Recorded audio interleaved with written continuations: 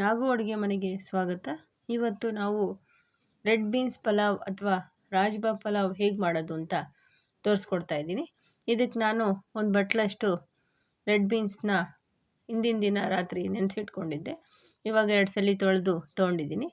ಈಗ ಪಲಾವ್ಗೆ ಮಸಾಲೆಗೆ ನಾವು ಒಂದು ಸ್ವಲ್ಪ ಕಾಯಿ ತುರಿ, ಒಂದು 5 ಹಸಿರು ಮೆಣಸಿನ್ಕಾಯಿ, ನೀವು ಖಾರ ಜಾಸ್ತಿ ಬೇಕು ಅಂದರೆ ಇನ್ನೂ ಸ್ವಲ್ಪ ತೊಗೋಬೋದು, 2 ಏಲಕ್ಕಿ, ಒಂದು 5ರಿಂದ 6 ಲವಂಗ, 1 ಇಂಚಷ್ಟು ಚಕ್ಕೆ.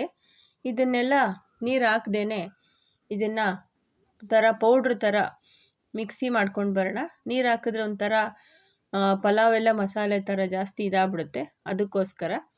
ಈಗ ನಾನು ಒಂದು ಕುಕ್ಕರ್ ಇಟ್ಕೊಂಡು ಆ ಕುಕ್ಕರ್ಗೆ 3ರಿಂದ 4 ಚಮಚ ಎಣ್ಣೆ ಹಾಕ್ಕೋತಾ ಇದ್ದೀನಿ.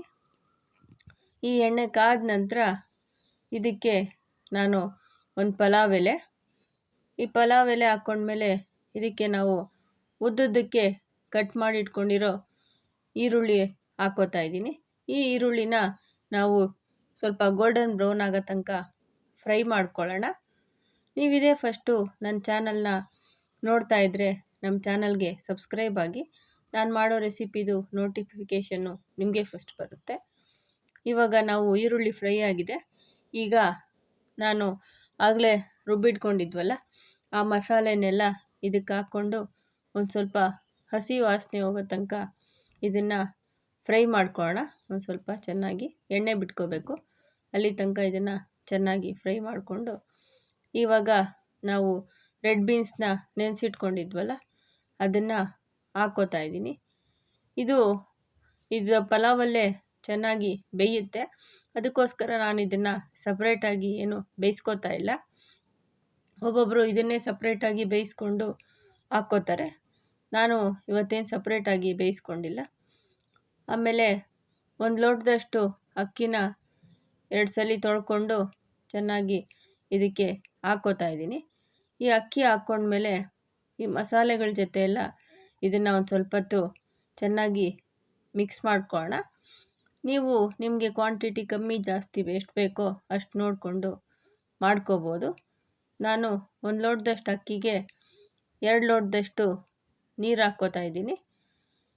ಇವಾಗ ರುಚಿಗೆ ತಕ್ಕಷ್ಟು ಉಪ್ಪು ಹಾಕ್ಕೊಂಡು ಕುಕ್ಕರ್ದು ಲಿಡ್ ಕ್ಲೋಸ್ ಮಾಡಿ ಇದನ್ನು ಒಂದು ಸಲ ಚೆನ್ನಾಗಿ ಮಿಕ್ಸ್ ಮಾಡಿಕೊಂಡು ಕುಕ್ಕರ್ದು ಲಿಡ್ ಕ್ಲೋಸ್ ಮಾಡ್ಕೊಳ್ಳೋಣ.